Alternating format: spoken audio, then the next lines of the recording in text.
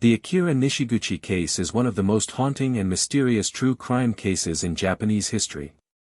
Belonging to the genre of detective horror, the case has continued to send chills down the spines of many people. The incident took place on the morning of October 18, 1963, in Fukuoka Prefecture, when the body of 58-year-old Iko Murata, a logistics company employee, was discovered lying beside a mountain road west of CA railway station. His body had suffered multiple stab wounds, and a hammer believed to be the murder weapon was found near the scene. About 2 kilometers away, another victim, 38-year-old Goro Mori, was also found dead. Mr. Murata's pickup truck was parked nearby, raising questions about the possible connection between the two murders. This marked the beginning of a dramatic and chilling story that would later make the Akira Nishiguchi case one of Japan's most infamous criminal cases. According to the initial investigation, both victims were employees of the same company and were on their way to deliver goods. After collecting payments, the two men had dinner at a nearby restaurant. During the meal, they called their company and informed their colleagues that they would finish work early, at around 5 p.m. However, after 5:30 p.m., the company was unable to contact them. Worried colleagues reported the situation to the police. Since it was already dark, the police decided not to begin searching immediately and postponed the investigation until the following day. The next morning, police discovered the bodies of the two victims. The original amount of money collected by the men was 430,000 yen, but when investigators searched the crime scene, they found only 160,000 yen. This meant that 270,000 yen had disappeared. Japan in the 1960s was a country working hard to recover from the aftermath of World War II and prepare for the upcoming Tokyo Olympic Games. In order to improve its international image and erase negative impressions from the past, Japan placed great importance on the success of this global sporting event. Therefore, when a serious murder case occurred during this sensitive period, the pressure on law enforcement authorities became enormous. The murder of two men and the disappearance of a large amount of money shocked the public.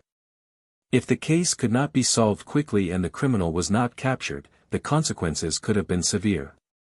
It would not only damage Japan's reputation in the eyes of the international community but also raise concerns about the possibility of similar crimes occurring, including potential attacks targeting foreign athletes preparing to participate in the Olympics.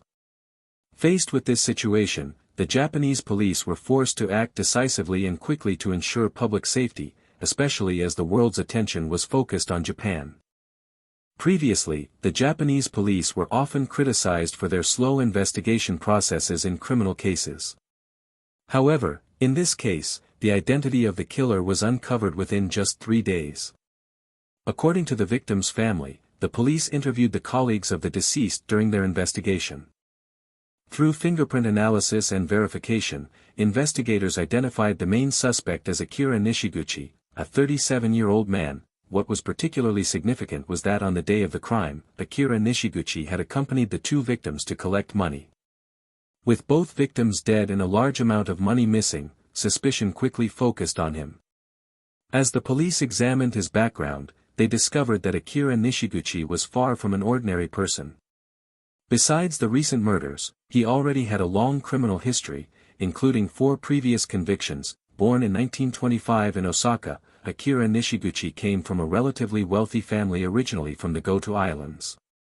His parents were both involved in the fishing industry. After accumulating some capital in Osaka, they returned to their hometown and invested in fishing.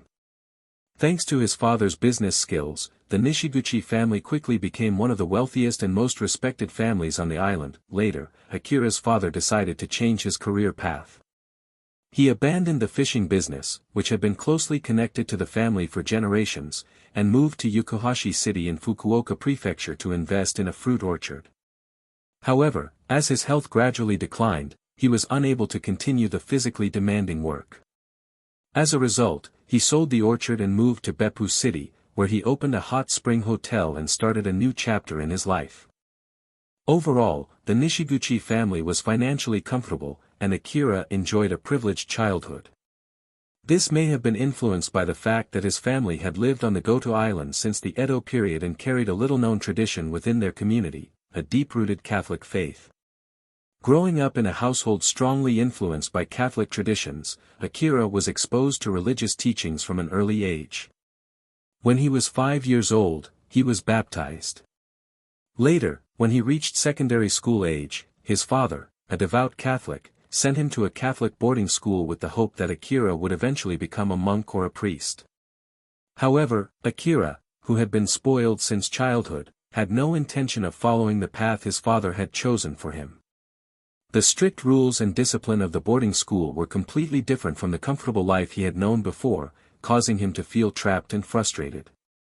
By his second year of secondary school, Akira decided to drop out. After leaving school, Akira Nishiguchi gradually became involved in criminal activities. At the age of 16, he was arrested by Beppu City Police for fraud and was brought before the juvenile court in Fukuoka. However, his time in rehabilitation seemed to have little effect. Only a few months after his release, Akira committed theft again and was arrested once more. This time, because of the seriousness of his actions, he was sentenced to 3 years in prison. In August 1945, Japan officially surrendered unconditionally. Around the same period, Akira Nishiguchi, who had just turned 20 years old, was released from prison after completing his sentence. Facing a completely changed society, the Japanese military established translation training academies in several regions, including Osaka. Standing at a crossroads in his life, Akira decided to enroll in one of these programs to study English. Within only 3 short months, he made significant progress. It was also during this period that Akira met a girl 1 year younger than him and fell in love with her. The two quickly married and later had children together. After being released from prison, Akira Nishiguchi not only completed his English course but also obtained a driver's license. Determined to change his life, Akira brought his wife back to his hometown of Beppu to take care of his parents, while he moved to Yokohashi City in search of job opportunities. Despite his troubled past, Akira still believed that he could make a fresh start. However, fate took a cruel turn. Just 2 years later, in 1948, Akira once again found himself in trouble with the law. Using the name and authority of a military unit, he carried out acts of fraud and intimidation. Eventually, Akira was arrested by Osaka police and sentenced to 2 years in prison. After completing his sentence, Akira Nishiguchi opened a bar in Beppu City, targeting American soldiers stationed in Japan during the Korean War period.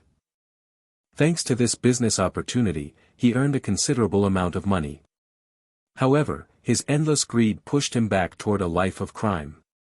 In 1952, taking advantage of his connection to the military, he carried out a large-scale fraud scheme.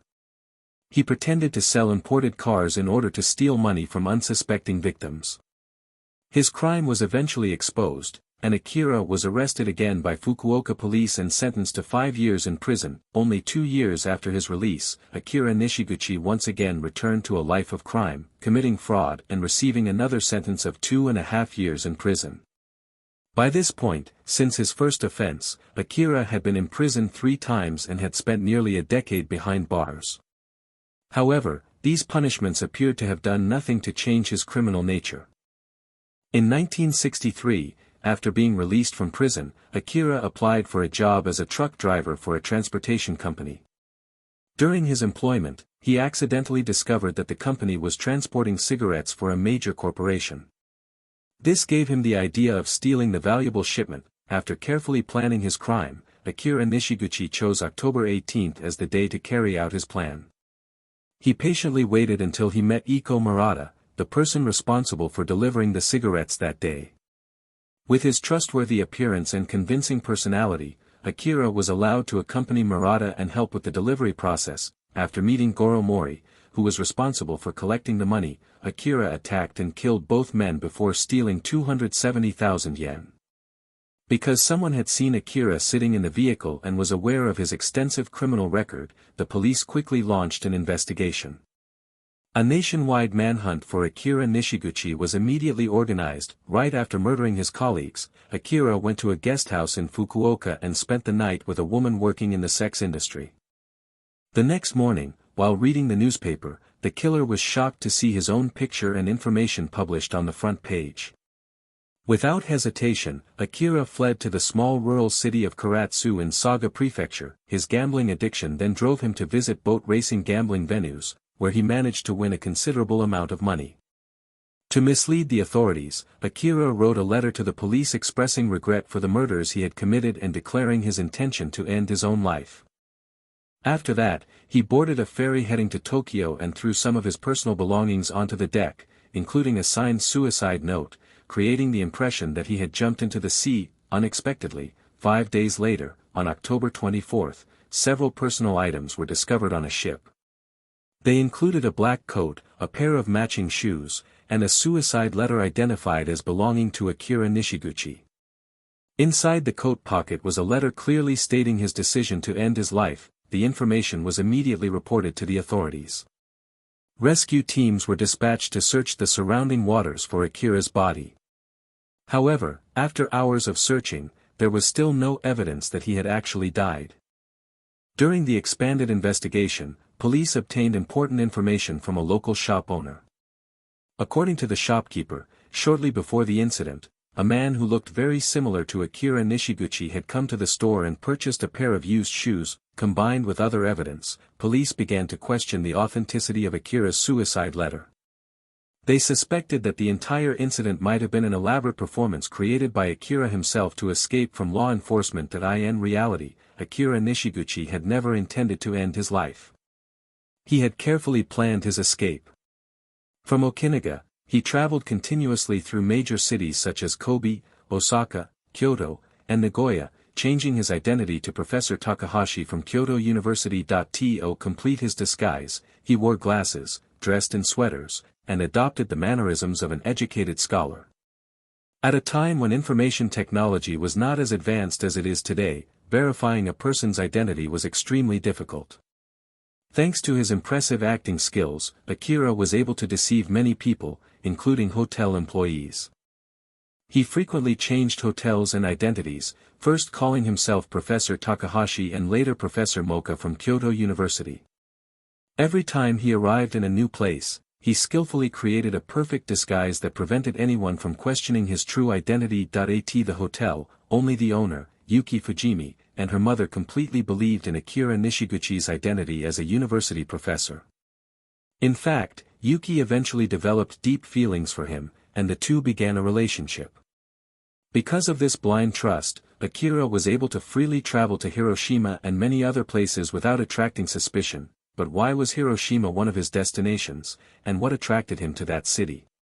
According to Akira's later recollections, he only had 800 yen left in his pocket, so he pretended to be a professor from Peking University in order to approach a Catholic priest in Hiroshima. With his elegant appearance and a letter of recommendation written by the priest himself, Akira was able to easily gain the trust of 5 people and steal 5 television sets from them. He pawned the televisions and obtained 80,000 yen.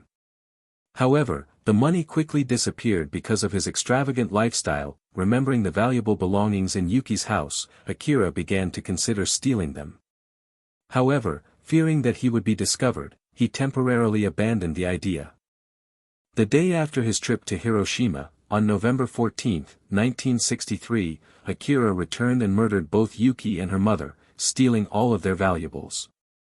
With the 140,000 yen he obtained from pawning the stolen items, he escaped to Chiba. There, he changed his identity once again. This time, he pretended to be a lawyer and deceived 2 middle-aged women, stealing a total of 56,000 yen from them. To strengthen his new identity, Akira broke into a law office in Fukushima and stole a lawyer's badge, an essential symbol carried by practicing lawyers in Japan. From then on, he traveled to HWO and continued committing fraud under the name of a lawyer. He exploited people's trust and gained illegal profits by offering fake legal services. While pretending to be a lawyer, Akira Nishiguchi targeted Omo Kiyoshi, an 81-year-old man who lived alone and was relatively wealthy. On December 29, under the excuse of discussing a civil lawsuit, Akira visited Mr. Omomasu Kiyoshi's office. Taking advantage of the victim's lack of suspicion, he attacked and killed him, stealing his watch and lawyer's badge. He did not stop there. Akira also used the victim's identity to commit insurance fraud and obtain a large amount of money. Akira targeted Teru F. Kawa, a local education worker. He approached Teru, claiming that he needed help completing a legal case. But why did Akira choose Teru? The reason was that when Akira was imprisoned in Fuka, he had met Teru and remembered him. He wanted to use this previous connection to carry out his plan. Teru was deeply grateful for the help Akira had once given him and therefore had no suspicion at all. The two often talked late into the night. However, one day, Teru's 11-year-old daughter returned home and told her mother a strange story. She had seen a wanted poster at school, and the criminal in the picture looked very similar to Mr. Kawamura, who was actually Akira Nishiguchi. Although Teru tried to calm his daughter, suspicion had already begun to grow in his mind. When comparing the photograph with the man standing in front of them, the couple could not hide their shock. Although he introduced himself as a lawyer who had graduated from the University of Tokyo, they realized that they knew nothing about any famous professor there who matched his description. The more she thought about it, the more uneasy Teru's wife became. She decided to return to the place where she had seen the wanted poster and take a closer look. Even though she tried not to stare, she could not ignore the fact that the man in the poster looked extremely similar to Akira Nishiguchi. Unable to let the situation continue any longer, she quickly returned home and discussed with her husband how they could protect their family without alerting Akira. After hours of careful consideration, they decided to pretend that everything was normal and wait until Akira fell asleep before contacting the police. That night, they did their best to remain calm and act cautiously. After 77 days on the run, Akira Nishiguchi was finally captured by the authorities.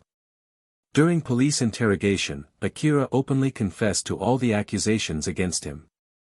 After a trial at the Fukuoka District Court that lasted nearly a year, the murderer was found guilty of all charges and sentenced to death on December 23, 1964. An appeal by Akira's defense lawyer, arguing that he had not been mentally stable at the time of the crimes, was unsuccessful. Eventually, Akira Nishiguchi was executed by hanging at Fukuoka prison on December 11, 1970, ending his life at the age of 44. Police later revealed that before his arrest, Akira had managed to do one good deed during his escape. He helped a female student from Meiji University translate a philosophy book into Braille for her graduation thesis. This work took up nearly half of the time he spent hiding from the authorities. Akira once stated that his case had shocked the entire nation of Japan. The writer Ryujo Shaki later used the case as inspiration for a novel and won the prestigious Naoki Prize. The story was also adapted into films. The Akira Nishiguchi case was not merely an ordinary criminal case, it became an important lesson in interregional police investigations. The incident encouraged Japanese law enforcement agencies to improve cooperation and information sharing between different departments, while also emphasizing the importance of identifying critical clues throughout an investigation. What makes Akira Nishiguchi particularly remarkable is the rare combination of violent crime and professional fraud. Usually, serial killers and skilled con artists display very different psychological characteristics. However, Akira possessed both traits, making the case even more complex and mysterious. Most striking of all was the fact that someone who grew up in a wealthy family and received a good education could eventually become a serial killer. Akira appeared to be a person with two completely different sides. Outwardly, he was polite, intelligent, and well-mannered. Inwardly, he concealed a cruel and cold-blooded nature. Ultimately, the Akira Nishiguchi case was solved thanks to the sharp observation of an 11-year-old girl, whose discovery helped bring the criminal to justice. The case remains one of Japan's most haunting true crime stories and a classic example of psychological crime investigation. Its conclusion brought justice to the victims and their families while also reminding society of the importance of awareness, caution, and the power of careful observation in everyday life. See you all for the next cases. Please like and subscribe to my channel to support me.